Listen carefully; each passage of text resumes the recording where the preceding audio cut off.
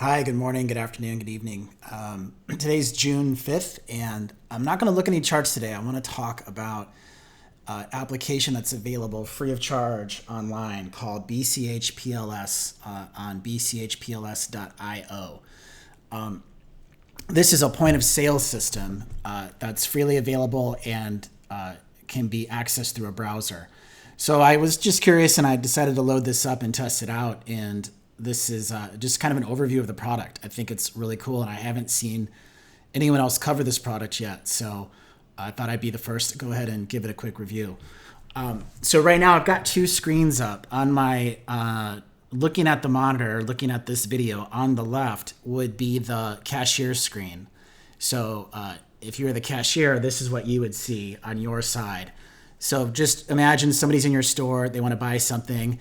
You know, you're the cashier, you put in $20 and hit request payment, okay? And that's the cashier side. It's as simple as that. That's how you request a payment. On the right side here, this is what the customer would see. So the right side would be the screen that the customer would be viewing. When they would walk into the store, it would just say pay with Bitcoin Cash. Then you would have this interaction. And so we'll go back over to the cashier screen.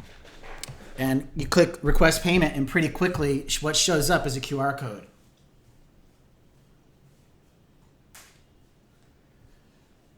So all that needs to happen now is the customer to pay the invoice. So I'm going to open up my mobile Bitcoin Cash wallet on my phone. You're not going to be able to see this.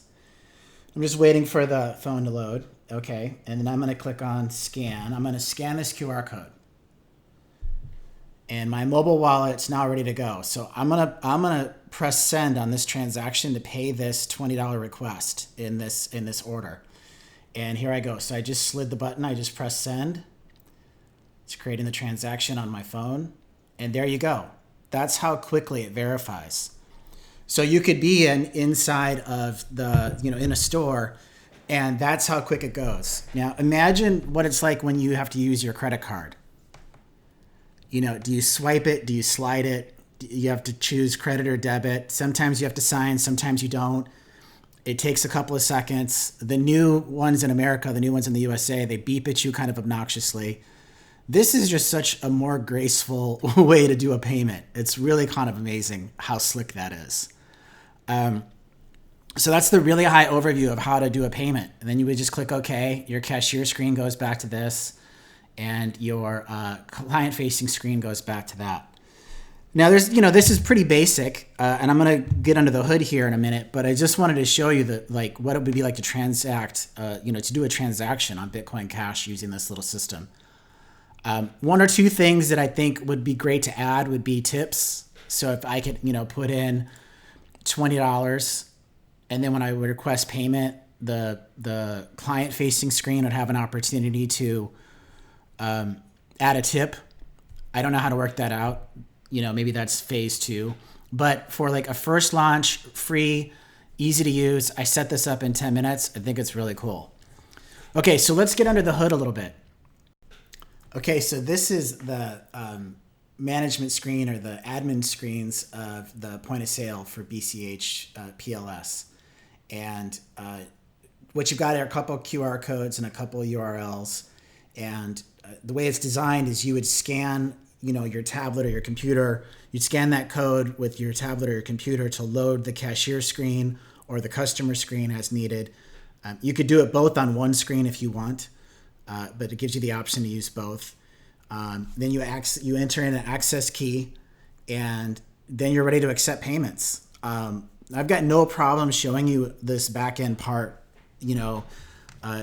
of the system that I set up. One, because I'm just testing it, and two, none of this has access to my actual funds.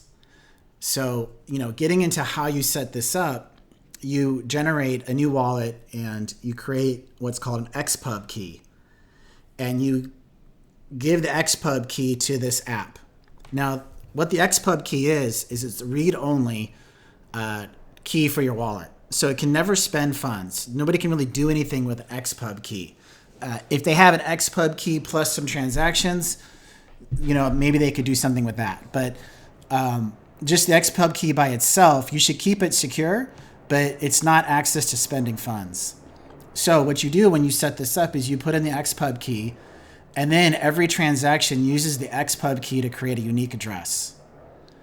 In that way, all of your transactions have a unique address. Nobody can come into your store and make a transaction and see anything other than the transaction that they did.